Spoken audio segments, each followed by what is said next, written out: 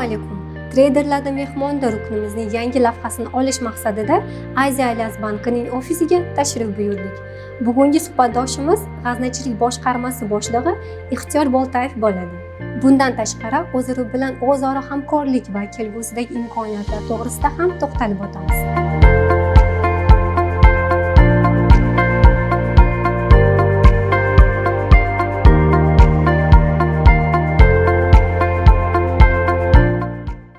Assalomu alaykum. Taklif qilganingiz uchun katta rahmat.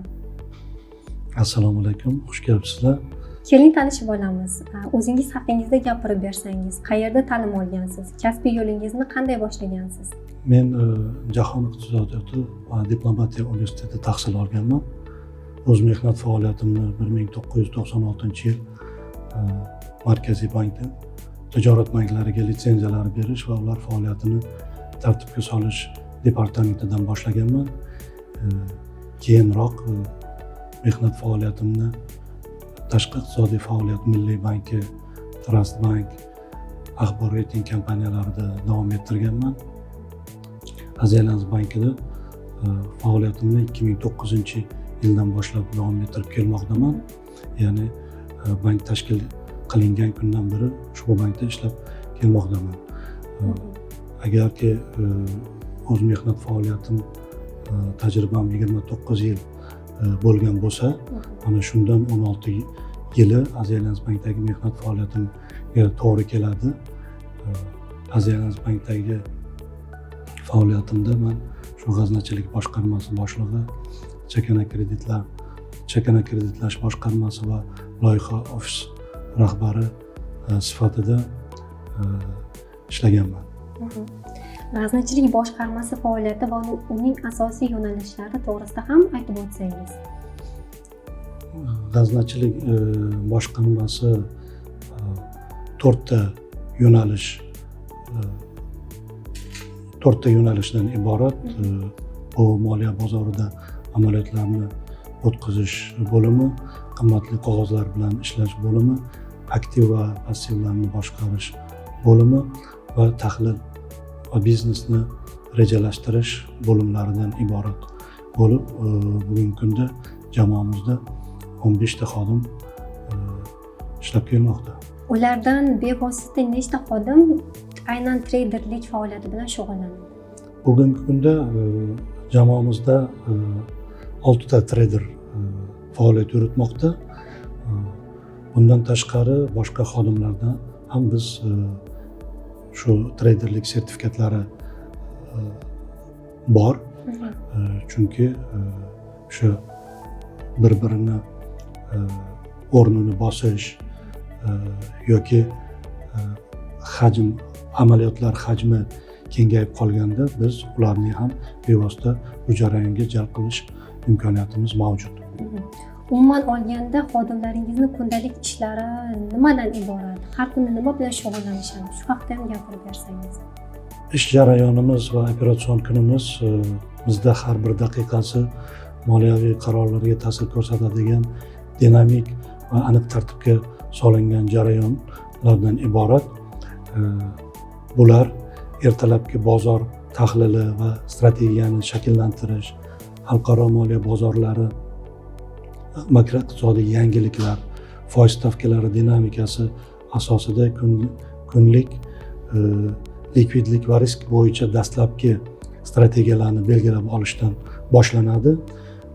Shundan so'ng so'nggi jarayonlarimiz bank likvidligini boshqarish, hamkor banklarimiz hisob varaqlaridagi qoldiq mablag'lar harakatini tahlili. Bunda asosiy vazifa likvidlikning optimal darajasini ta'minlashdan iborat. Bu repo operatsiyalar, depozitlarni joylashtirish, davlat qimmatli qog'ozlari bilan operatsiyalar va banklararo instrumentlarni o'z ichiga oladi. Tahlil va strategiyani biz belgilab olganimizdan keyin, kundalik tahlil va strategiyalarimizni belgilab olganimizdan keyin biz asosiy faoliyatimizni boshlaymiz. Kunlik asosiy faoliyatimiz bu kontragentlar va mijozlar bilan ishlashni davom ettiramiz. Bunda biz bozor ishtirokchilari, mijozlar bilan muhokamalar olib borish, savdo operatsiyalarini amalga oshirish, mijozlarga foiz instrumentlari bo'yicha xizmat ko'rsatish, valyuta operatsiyalari ular bilan amalga oshirishdan iborat bo'ladi.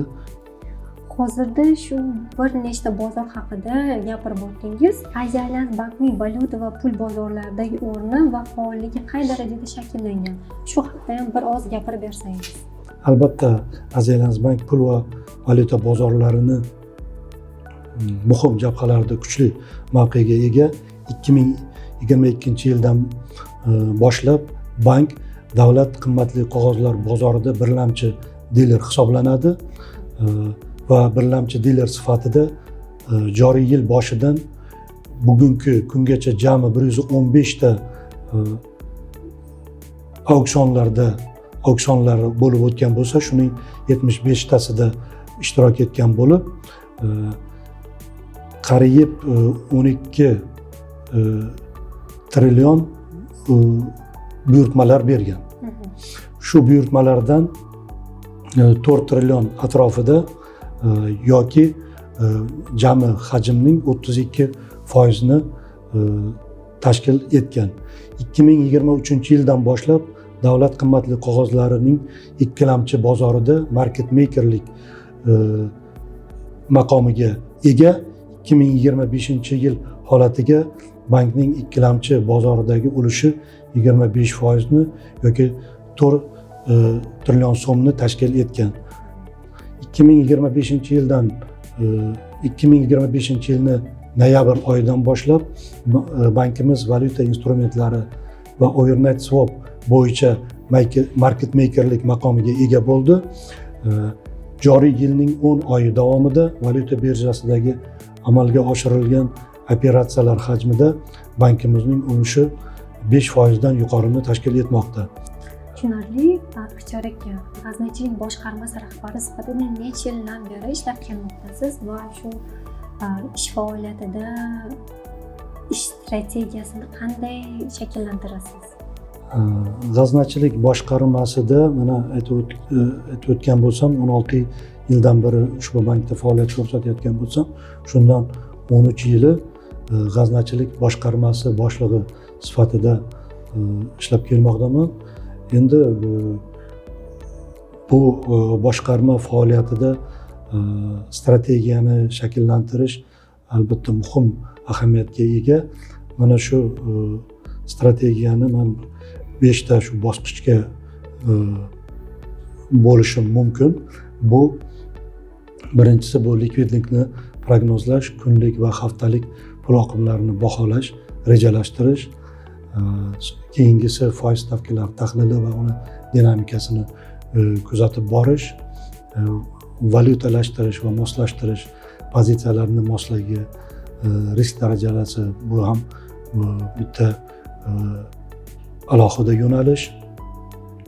Keyingi yo'nalishimiz banklararo bozor monitoringi, talab va taklifni tezkor baholash.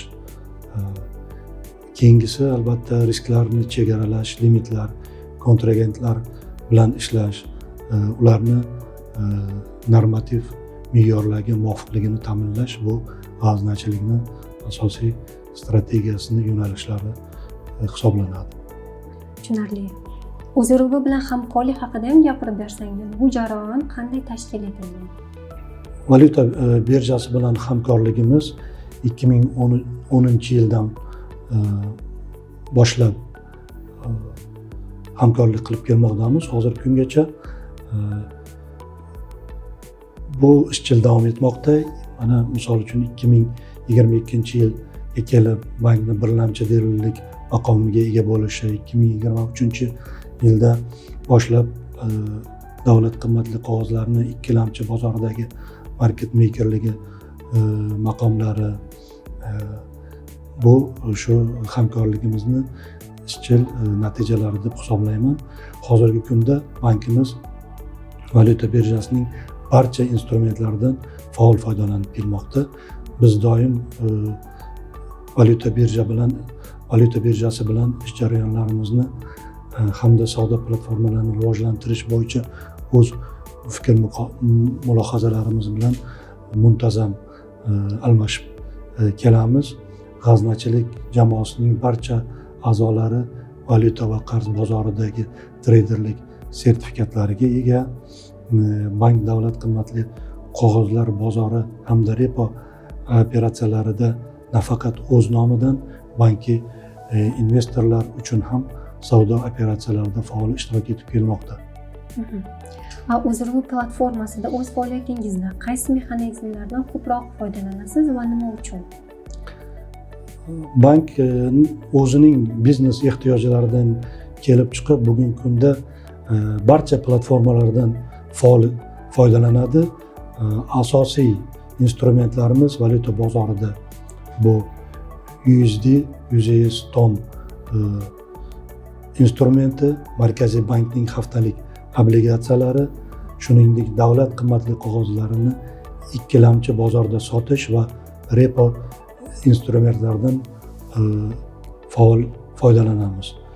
Moliya sohasida 30 yillik tajribangizdan kelib chiqqan holda hamkasblaringizga va yangi boshlayotgan treyderlarga ish vaqtida foydasi tegishi mumkin bo'lgan maslahatlar bersangiz. Albatta, hamkasblarga va yangi treyderlarga foydasi tegadigan maslahatlar, misol uchun moliyaviy bozorlar bo'yicha bilim va ko'nikmalarni muntazam oshirib borish, me'yorlar, likvidlik me'yorlari, ochiq valyuta pozitsiyasi talablarini yaxshi bilish, banklararo bozorni doimiy kuzatib borish, har bir operatsiyada risk darajasini to'g'ri baholash va limitlarga qat'iy rioya qilish, mana shu muhim deb o'ylayman. Ixtiyor aka, ish haqida juda ko'p gaplashdik. Endi biroz so'zlab bersangiz, ishdan tashqari nimalar bilan shug'ullanasiz? Bo'sh vaqtingizni nimalarga bag'ishlaysiz? Bo'sh vaqtimdan albatta unumli foydalanishga harakat qilaman. Bo'sh vaqtimda har xil kitoblar o'qish, xoh bu professional faoliyatimga bog'liq, xoh bu badiiy asar bo'lsin, men uchun bu yaxshi bir imkoniyat. Bundan tashqari bo'sh vaqtimda farzandlarim va oilam bilan birga o'tkazishni yaxshi ko'raman. Tushunarli. Javoblaringiz uchun katta rahmat. Ishlaringizga omad tilayman. Rahmat. Tajribam bilan o'rtoqlashganimdan mamnunman.